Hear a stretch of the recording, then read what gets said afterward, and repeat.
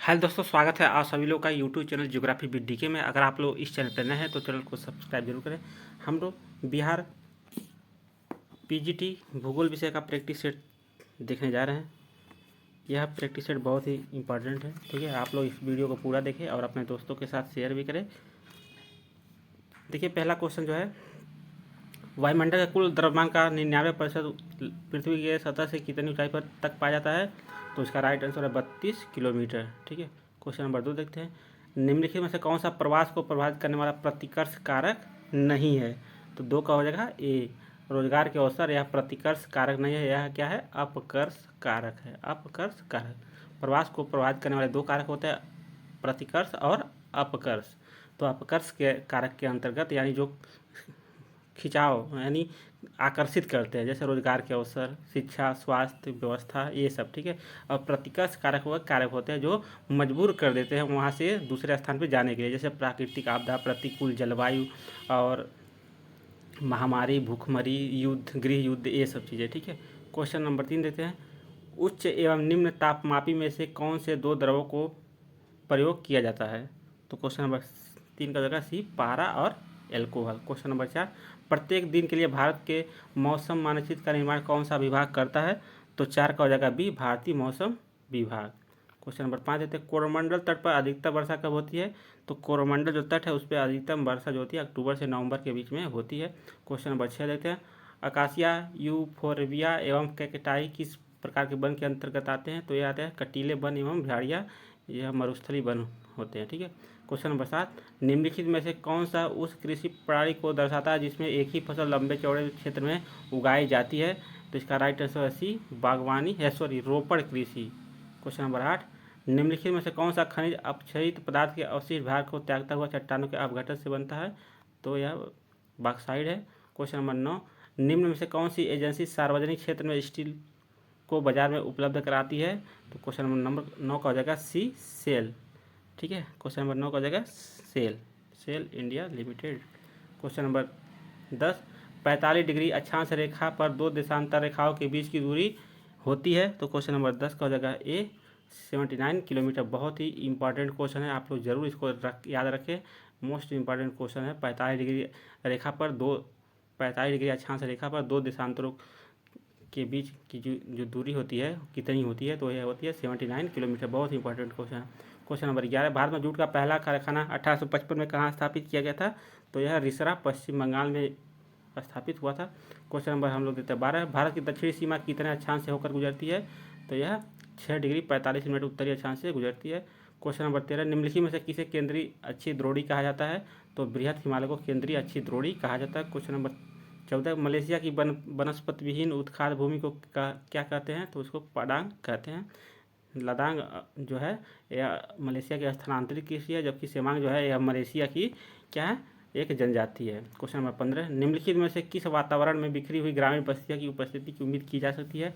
यह है उत्तर पूर्व में जंगल एवं पहाड़ियाँ भी है, राजस्थान का शुष्क और अर्धशुष्क, सी है हिमालय की निचली घाटियाँ। तो इसका राइट आंसर हो जाएगा ए, उत्तर पूर्व में जंगल एवं पहाड़ियों में बिखरी हुई बस्तियाँ पाई जाती है।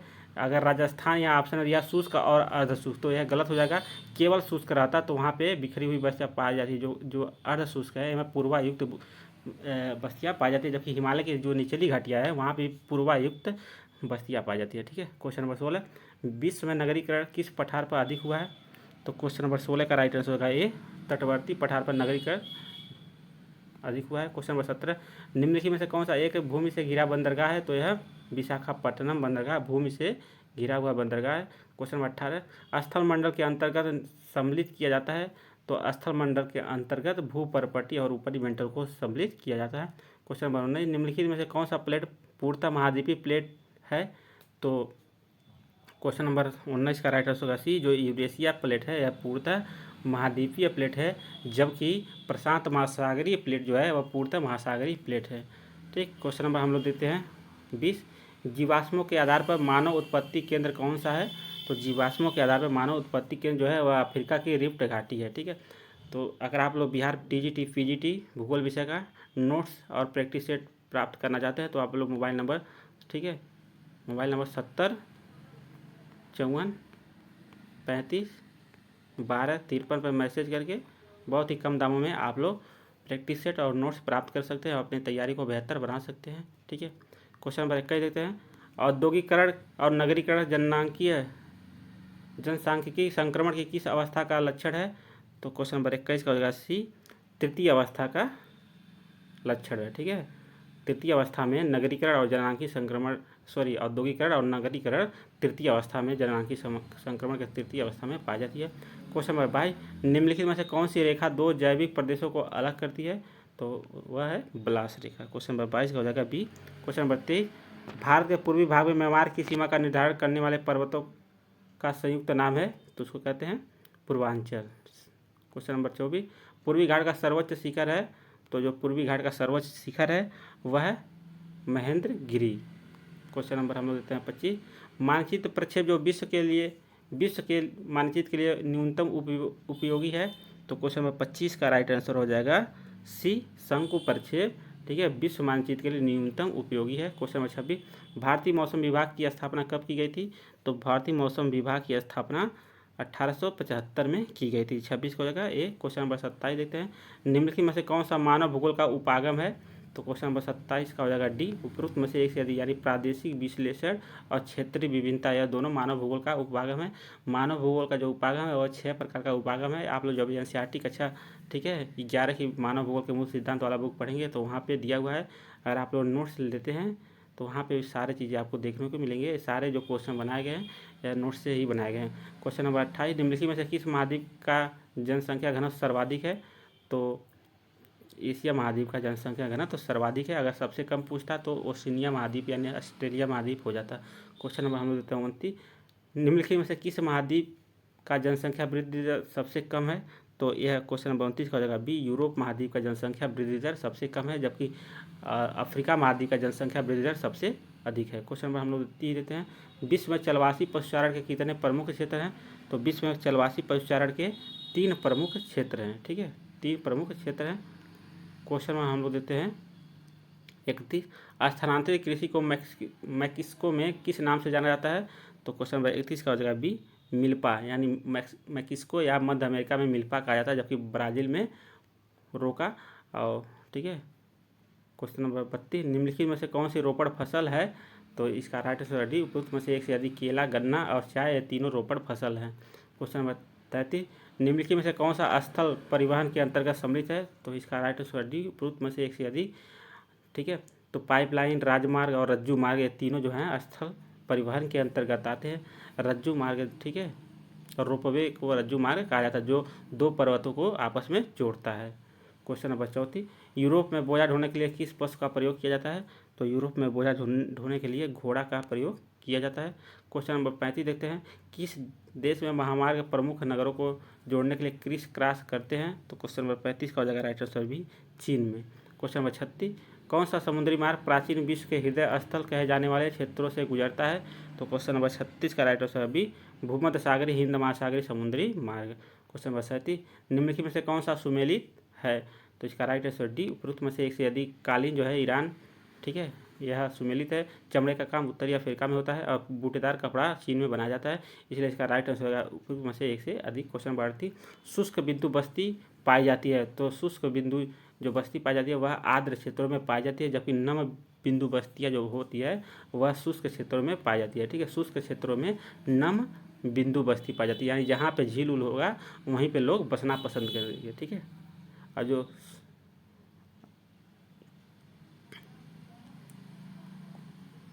और आर्द्र क्षेत्रों में शुष्क बिंदु बस्ती पाई जाती है, क्योंकि वहाँ पे पूरा दलदली क्षेत्र होता है, जहाँ पे ऊंचाई वाला क्षेत्र होता है वहीं पे लोग बसना पसंद करते हैं। क्वेश्चन नंबर 39, वास्तव में शहर उच्च एवं अधिक जटिल प्रकार के सहचारी जीवन का भौतिक रूप है, निम्नलिखित में से किसकी परिभाषा है? ठीक है, 39 का हो जाएगा राइट आंसर बी, लिविस मम्फोर्ड का। लिविस मम्फोर्ड ने नगरों को, ठीक है, 6 प्रकारों में विभाजित किया था, ये भी इंपॉर्टेंट चीज़ है। क्वेश्चन नंबर 40, भारत की पहली जनगणना किसके शासनकाल में हुई थी? तो भारत की पहली जो जनगणना हुई थी वह लॉर्ड मेयो के शासनकाल में हुई थी। यह बहुत ही इंपॉर्टेंट प्रैक्टिस सेट है। ठीक है, अगर आप लोग भूगोल विषय के प्रैक्टिस सेट और नोट्स से जुड़ना चाहते हैं तो इस मोबाइल नंबर पर मैसेज करके, व्हाट्सएप मैसेज करके बहुत ही कम दाम में आप लोग प्रैक्टिस सेट और नोट्स प्राप्त कर सकते हैं और अपनी तैयारी को बेहतरीन कर सकते हैं। ठीक, क्वेश्चन नंबर 41, भारत का सर्वाधिक नगरीकृत राज्य है? तो यह गोवा सर्वाधिक नगरीकृत राज्य है। क्वेश्चन नंबर 42, जब कोई व्यक्ति एक वर्ष से कम 183 दिन या 6 महीने काम करता है तो उसे कहा जाता है। तो क्वेश्चन नंबर 42 एक बार फिर से पढ़ देते हैं। जब कोई व्यक्ति एक वर्ष से कम 183 दिन या 6 महीने काम करता है तो उसे कहा जाता है, तो इसको कहा जाता है मुख्य श्रमिक। Question number 43, small is beautiful पुस्तक किसकी है? तो स्मॉल इज ब्यूटीफुल पुस्तक जो है यह है शुमाकर की पुस्तक है। क्वेश्चन नंबर 44, निम्नलिखित में से कौन शैक्षिक नगर है? तो क्वेश्चन नंबर 44 का राइट आंसर हो जाएगा डी, उपरोक्त में से एक से अधिक, यानी रुड़की पिलानी दोनों शैक्षिक नगर है, जबकि उज्जैन जो है वह धार्मिक नगर है। क्वेश्चन नंबर 45, जब कोई भूमि 1 वर्ष से अधिक लेकिन 5 वर्ष से कम समय तक कृषि रहित होती है तो उसे कहा जाता है, तो उसे कहते हैं पुरातन परती। ठीक है, जब कोई भूमि 1 वर्ष से कम, ठीक है, बिना फसल की रहती है उसको कहते हैं वर्तमान परती। क्वेश्चन नंबर 46, भारत में चाय की खेती असम की ब्रह्मपुत्र घाटी में कब प्रारंभ की गई थी? तो क्वेश्चन नंबर 46 का राइट आंसर होगा ए, 1840। जब कोई भी, ठीक है, क्वेश्चन प्रथम बार जहाँ लिखा हो वह बहुत ही इंपॉर्टेंट है, आप लोग उस पर ज़्यादा ध्यान दें। क्वेश्चन नंबर 47, अंग्रेजी शासन के दौरान भारत का कौन सा भू राजस्व प्रणाली किसानों के लिए सबसे अधिक शोषणकारी था? तो क्वेश्चन नंबर 47 का हो जाएगा सी, जमींदारी प्रथा। क्वेश्चन नंबर 48, भारतीय कृषि की समस्या है, ए है छोटे जोत तथा विखंडी जोत, बी है कृषि योग्य भूमि का निम्नीकरण, सी है निम्न उत्पादकता, डी है एक से अधिक, ई में से कोई नहीं, तो इसका राइट आंसर डी, में से एक से अधिक। क्वेश्चन नंबर 49, यमुना नदी सबसे अधिक प्रदूषित है। तो यमुना जो नदी है सबसे अधिक प्रदूषित है वह दिल्ली से इटावा के बीच में। यह इंपॉर्टेंट क्वेश्चन है, एग्जाम में पूरी संभावना आने की। क्वेश्चन नंबर 50, भारत में लौह अयस्क के 2 प्रमुख प्रकार हैं। तो भारत में लौह अयस्क के जो 2 प्रमुख प्रकार है वह है हेमेटाइट और मैग्नेटाइट। भारत में अधिकांश जो लौह पाया जाता है हेमेटाइट और मैग्नेटाइट प्रकार की पाया जाता है। लौह अयस्क 4 प्रकार के होते हैं, ठीक है, ये भी आप लोग ध्यान देंगे। क्वेश्चन नंबर 51, निम्नलिखित में से नवीकरण योग्य ऊर्जा का स्रोत है। तो ए है जल विद्युत, बी है भूतापी ऊर्जा, सी है सौर ऊर्जा, डी है एक से अधिक, ई है इनमें से कोई नहीं, तो इसका राइट आंसर डी, उपरोक्त में से एक से अधिक, यानी जल विद्युत, भूतापी और सौर ऊर्जा, ये तीनों जो है नवीकरण योग्य ऊर्जा है। एक होता है परंपरागत ऊर्जा, एक होता है गैर परंपरागत ऊर्जा। गैर परंपरागत ऊर्जा को ही नवीकरण योग्य ऊर्जा कहा जाता है, जबकि परंपरागत ऊर्जा को, ठीक है, वह अनवीकरण योग्य ऊर्जा कहा जाता है। ठीक है, जैसे पेट्रोलियम, कोयला, प्राकृतिक गैस, ये सब अनवीकरण ऊर्जा या परंपरागत ऊर्जा के स्रोत हैं। क्वेश्चन नंबर 52, टाटा लौह इस्पात कंपनी टिस्को की स्थापना हुई थी, तो कब हुई थी? तो यह जो हुई थी 1907 में हुई थी। क्वेश्चन नंबर 53, मालपा के किस जिले में, उत्तरांचल के किस जिले में मालपा भूकंप आपदा घटित हुई थी? तो यह पिथौरागढ़ में हुई थी। क्वेश्चन नंबर 53 का राइट आंसर हो जाएगा सी, पिथौरागढ़। क्वेश्चन नंबर 54, इनमें से कौन से राज्य में सर्दी के महीने में बाढ़ आती है? तो तमिलनाडु में सर्दी के महीने में बाढ़ आती है। क्वेश्चन नंबर 55, चेन्नई पत्तन का निर्माण कब हुआ था? तो जो चेन्नई पत्तन था उसका निर्माण हुआ था 1859 में। क्वेश्चन नंबर 56, विश्व में भूमि के कितने भाग पर खेती की जाती है? तो विश्व में भूमि के 11% भाग पर खेती की जाती है। क्वेश्चन नंबर 57, किस कल्प में स्थल पर जीवन का प्रथम बार उत्पत्ति माना जाता है? तो क्वेश्चन नंबर 57 का हो जाएगा राइट आंसर ए, सिल्वरियन काल में। ठीक है, जबकि डिवोनियन काल को मत्स्य युग भी कहा जाता है। क्वेश्चन नंबर 58, एक भूगोलवेत्ता को निपुण होना चाहिए, ए है गणित में, बी है कला में, सी है मानचित्र रेखांकन में, डी है एक से अधिक, ई है इनमें से कोई नहीं, तो इसका राइट आंसर होगा डी, उपरोक्त में से एक से अधिक। एक भूगोलवेत्ता को गणित में भी, कला में भी और मानचित्र रेखांकन में भी निपुण होना चाहिए। क्वेश्चन नंबर 59, निम्नलिखित में से कौन सा पृथ्वी की उत्पत्ति से संबंधित सिद्धांत नहीं है? तो इसका राइट आंसर है ए, बिग बैंग सिद्धांत जो है पृथ्वी की उत्पत्ति से संबंधित सिद्धांत नहीं है, यह ब्रह्मांड के उत्पत्ति से संबंधित सिद्धांत है। जबकि वायव्य परिकल्पना, निहारिका परिकल्पना, यह दोनों पृथ्वी की उत्पत्ति से संबंधित सिद्धांत है। ठीक, यह बहुत ही इंपॉर्टेंट क्वेश्चन है, सब लोग जानते हैं।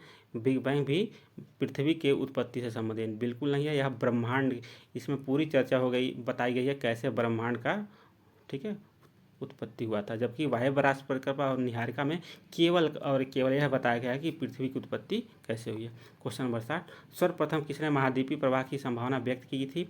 तो सर्वप्रथम आर्टेलियस ने महाद्वीपीय प्रवाह की संभावना व्यक्त की थी। क्वेश्चन नंबर 61 देखते हैं, निम्नलिखित में से किस खनिज का उपयोग विद्युत उपकरणों में किया जाता है? तो क्वेश्चन नंबर 61 का राइट आंसर सी, अभ्रक का उपयोग विद्युत उपकरणों में किया जाता है। क्वेश्चन नंबर 62, किसी तीव्र ढाल के सहारे शैल खंडों का ढाल से दूरी रखते हुए स्वतंत्र रूप से गिरना कहलाता है, तो इसको कहते हैं शैल पतन। शैल पतन सबसे, ठीक है, तीव्र संचलन के अंतर्गत आता है, ठीक है।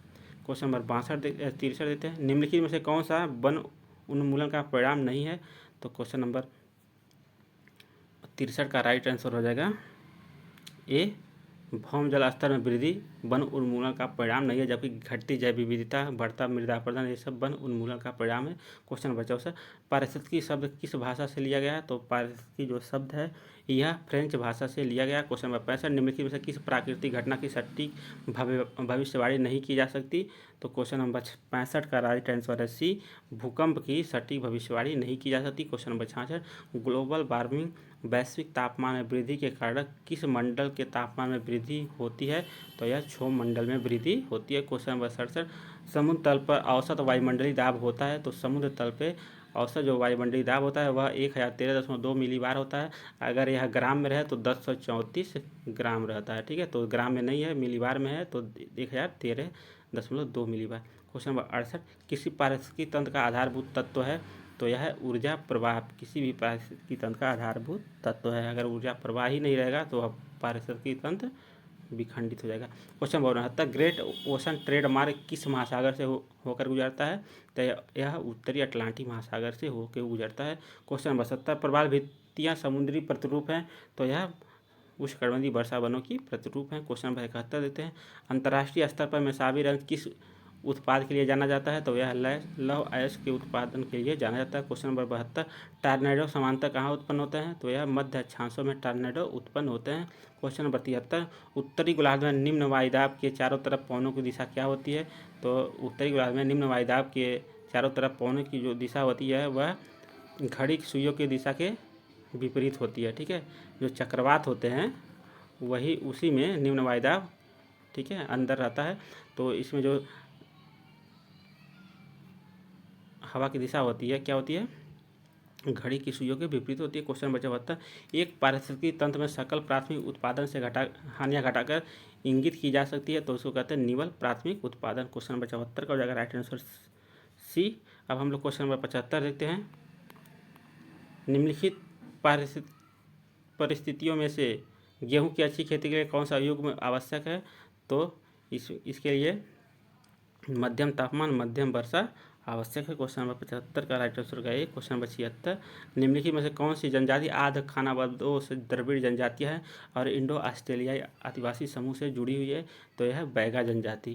क्वेश्चन नंबर 77, विकासशील देशों में जनसंख्या पिरामिड किस प्रकार का होता है, तो विकासशील देशों में जनसंख्या का जो पिरामिड होता है उसका आधार क्या होता है, चौड़ा होता है, जबकि शीर्ष जो होता है संकीर्ण होता है। इसका ठीक उल्टा जो होता है विकसित देशों में होता है। विकसित देशों में आधार क्या होता है, संकीर्ण होता है और शीर्ष वह चौड़ा होता है, और जबकि विकासशील देशों में आधार चौड़ा होता है और शीर्ष इस तरह होता है, ठीक है, नुकीला। क्वेश्चन 78, भारत सरकार ने 2030 तक ऊर्जा मिश्रण में किसकी हिस्सेदारी 15% तक बढ़ाने का लक्ष्य रखा है, तो यह प्राकृतिक गैस का। क्वेश्चन नंबर 78 का सी हो जाएगा। क्वेश्चन नंबर 79, किसने भूगोल को वर्णित करने के लिए कोरोग्राफी शब्द का उपयोग किया था, क्वेश्चन नंबर 79 का हो जाएगा राइट आंसर सी, कांट महोदय ने, ठीक है। क्वेश्चन नंबर हम लोग देते हैं लास्ट 80, ऑक्सीडेशन की क्रिया से निम्नलिखित में से किस प्रकार की चट्टानें अपघटित होती हैं, तो यह लौह युक्त चट्टानें अपघटित होती हैं। तो ये था बिहार पीजीटी 3.0 3.4, ठीक है, 3.0 4.0 के लिए बहुत ही इंपॉर्टेंट प्रैक्टिस सेट था। अगर आप लोग इस तरह का प्रैक्टिस सेट 10 प्रैक्टिस सेट लेना चाहते हैं तो मात्र 150 रुपये में 10 प्रैक्टिस सेट प्राप्त कर सकते हैं इस मोबाइल नंबर पे मैसेज करके 7054351253 पे। अगर आप लोग संपूर्ण कंप्लीट पीजीटी भूगोल विषय का नोट्स प्राप्त करना चाहते हैं तो भी इस मोबाइल नंबर पे आप मैसेज करके, ठीक है, बहुत ही कम दामों में आप नोट्स भी प्राप्त कर सकते हैं। मिलते हैं अगली वीडियो में, तब तक के लिए जय हिंद।